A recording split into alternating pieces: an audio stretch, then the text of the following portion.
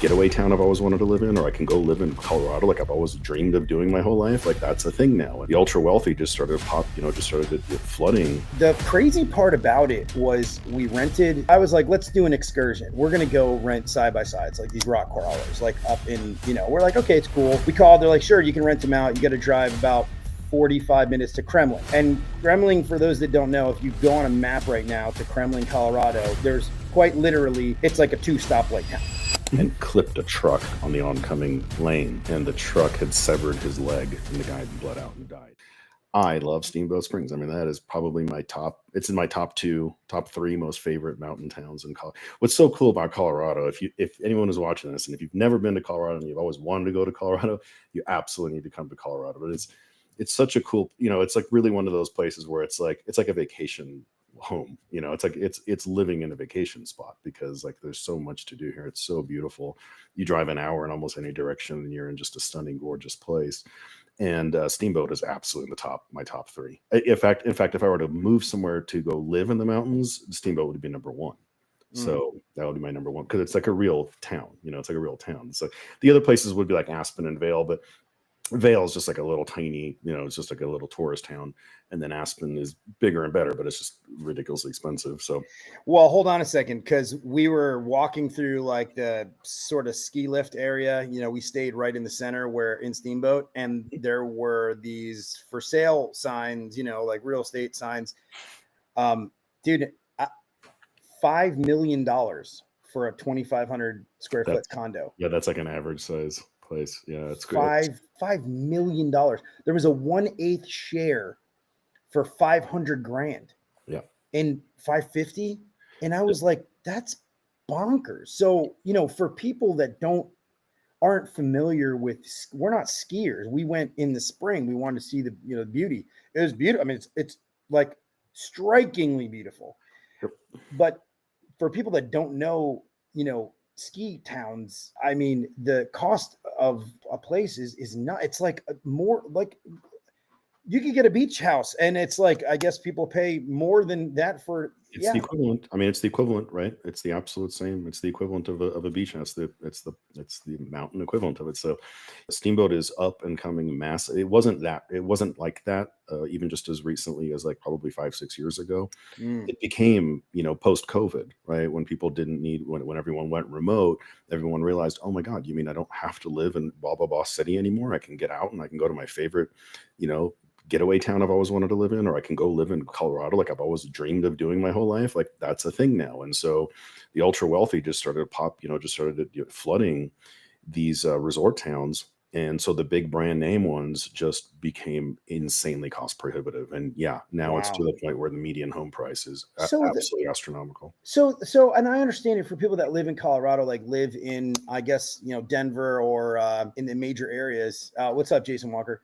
Hey, Jason Walker, what's up, buddy? I was trying to, I'm like, when we booked it, we're like, oh, we're in the middle. I mean, you're only an hour and a half, 2 hours from the Wyoming border. You're literally, I mean, it's a 3.5 hour drive from Denver to get out there. It's in the middle of nowhere. If you really think about it, look at a map, it's surrounded by absolutely nothing. And it was bonkers to me that there was, I mean, obviously there were people that were there and it was, but once you get outside that area, there's a whole bunch of nothing.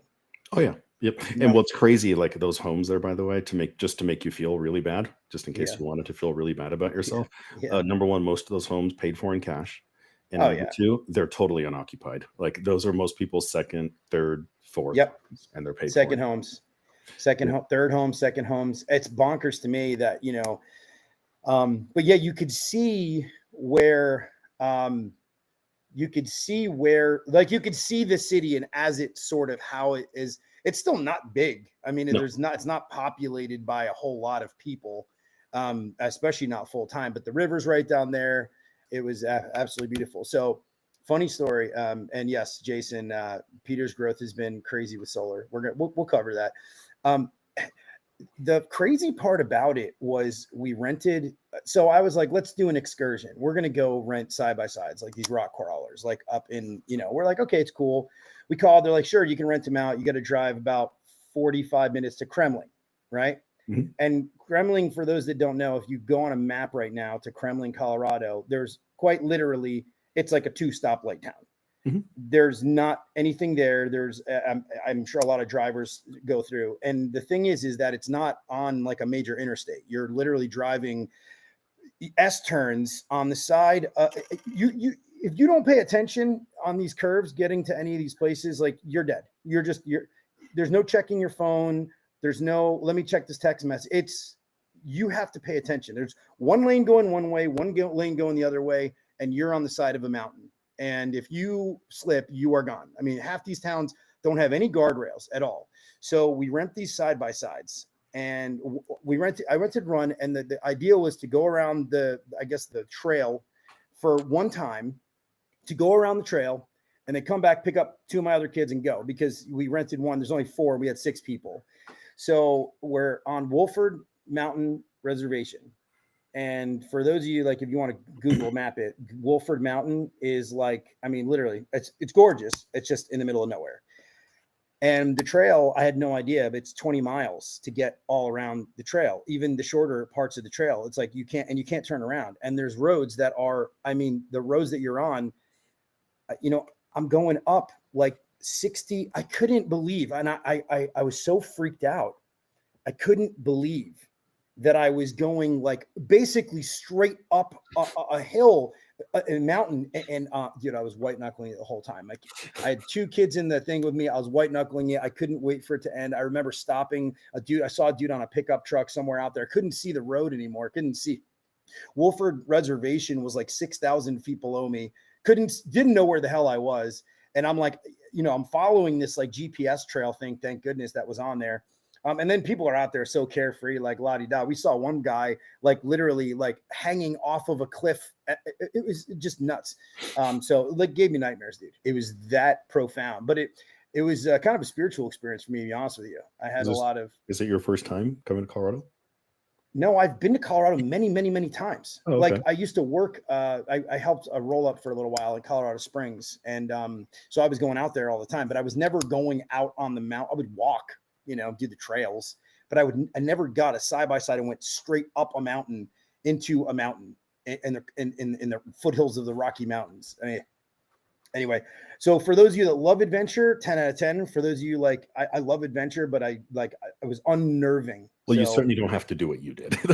There's definitely the cush way of enjoying, which I generally tend to do nowadays as I'm getting older. I don't really do the crazy stuff anymore. I did plenty of that stuff when I was younger, but now I just take a much more laid back approach. I challenged myself. Also went on the gondola, and I didn't like that either. It's just like you're so high in the air. It's like you're in like a box and you're just on a cable, and there's just a cable and you're on a box and you're going up a mountain. It's just nonsense. Anyway, the whole area just got me like all weird. And there's like natural springs in the mountains you got to drive up to and you can go see, and they're beautiful. Did you go to Strawberry Hot Springs? We did. Strawberry Hot Springs was absolutely. Did you keep your clothes on? So we went during the day when it was like the family friendly, but I know that clothes is optional. Clothes is optional at night. That place was amazing. Yeah, it's stunning. I spent the most amount of time in the the river that runs through the mountain there, because it's from snowmelt. I actually went into the cold section. There's like all the hot tubs, and there's the cold section. It's 40 degrees. Yeah. And I literally right in, dude. Yeah, for anyone who's watching this, and if you're thinking about coming to Colorado, like the Strawberry Hot Springs is an absolute must see. It's right in Steamboat. It's just like a 15-minute drive right outside of the downtown area of Steamboat, and it's this most stunningly beautiful, picturesque postcard scene nestled right into this natural river. And these natural hot springs are in the river, and they've modified it. They've built it out so that it's better prepped for tourism. But so obviously you're not stepping on rocks the whole time. So there's sidewalks and stuff like that. But it's just the most stunning thing you've ever seen, because you're literally inside of the river with these built out hot pools inside it, with these hot spring pools inside of the river. And then at night, as the sun goes down, then it becomes clothing optional. So it can get a little weird. I've heard. I've heard too. That, but yeah. But it is absolutely one of the most beautiful places. It is one of the most beautiful places on earth I've ever been. I mean, it's hard to put, but did you know, Peter, that you actually cannot go up there unless you have chains on your tires during the months like after, I forget the date, but you have to have chains on your tires and all-wheel drive, or else they actually call the police. The police have actually gone up there because cars have gotten stuck. And again, no guardrails. So it's a gravel road all the way up, and you're going up into the mountain, and there's no guardrails. And so like if there's two cars coming, I mean, you have to like sort of figure out like, okay, who's going on the side that is, almost off the cliff. I was mentioning to you, so my wife and I are heading, it's our wedding anniversary this weekend, and we're heading up to, we always go to Aspen for our wedding anniversary. It's where we got married. And so we're heading up there in just a few days. And I've been going there for years. And one of my first trips there, I was a little kid. I went with my parents, and we were going up Independence Pass. Independence Pass is the scenic path to get to Aspen. There's two major ways to get there. One is the major highway. Goddamn, man, that place is just absolutely stunning. It's insane. Yeah. So go ahead, I'm listening. Okay. And so what you should, I don't know if pictures will do Independence Pass justice, because it's a pass, but you may want to try to pull up a picture of that too. But we're driving up there, and Independence Pass, I think, I didn't get a chance to look, but I think it's the highest paved mountain pass in the country, maybe the world. And not only that, again, no guardrails, and it goes down to a single lane for a pretty long length of the pass, like a couple miles. It goes down to one single lane. When I say lane, I mean like goddamn bike lane, almost like a bike lane. Like it's comical how it's freaky how skinny it is. And on one side, just sheer drop off, sheer cliff, looking down almost into like a gorge. Like feels like you're elevated by a good 2,000 feet. So I mean, on one side, it's just sheer drop off, total drop off. Well, when I was a little kid, we were driving up there, going to Aspen, and we came to a screeching halt. It was like traffic was just at a dead halt, and for like a solid hour and a half, like to the point where people are just parking their cars in park, turning off their engines, getting out, going to the bathroom on the side of the road. Like it was just total halt. And so we had no idea what's going on. Finally, it starts moving. And as we start moving up, turns out a motorcyclist had crossed over the yellow lines and clipped a truck on the oncoming lane. And the truck had severed his leg, and the guy bled out and died. Right. Wow. And we saw them taking away the remains as we were driving past. So, wow. Welcome to the Everett Lapel Show, everybody. Dude. So I was on this cliff. So I was in this house, and but anybody, so 10 out of 10 for Strawberry Springs. I would say if it is unnerving, the drive up there is unnerving. You're used to it. You're a kind of a native. You moved to Colorado when you were 2. Yeah. So what happened? You moved to Colorado. Your parents emigrated here, right? My parents are Russian, Hungarian, Jews, whatever you want to call it. We're from like a weird part of the world where like the borders changed a bunch of times. So they like would be called Ashkenazi, right? Yeah. We are Ashkenazi Jews. Yep, that is correct. So I'm glad you know that. You're part Jewish, right? Hey, Liliana, what's going on? You're part Jewish? Yep. Okay. Yep. And so my parents, when they immigrated here, came to Rome first, and then to New York, and then straight to Colorado. We had like family living here at the time, with like one relative living here, and we needed an invitation. There's like one Jew living in Colorado. Yeah, seriously. Yeah. At the time, yeah. And so you needed an invitation. That was the only way you could get into the U.S. was through a formal invitation. And so we came straight to Colorado, and I've just lived here ever since. I mean, I went away for college and stuff like that, but I've lived here ever since, and I can't really imagine living. Where'd you go to college? I went to Syracuse. I went to Budapest University of Economic Sciences, and I went to Oxford University. You went to Oxford University in the UK. Mm-hmm. And you, so that's a very easy school to get into. Every acceptance rate is 100%. 100%. And so, what did you get? A master's there, the doctorate, or what? Nope, I was there as a visiting student there. I was there for a year. Very cool.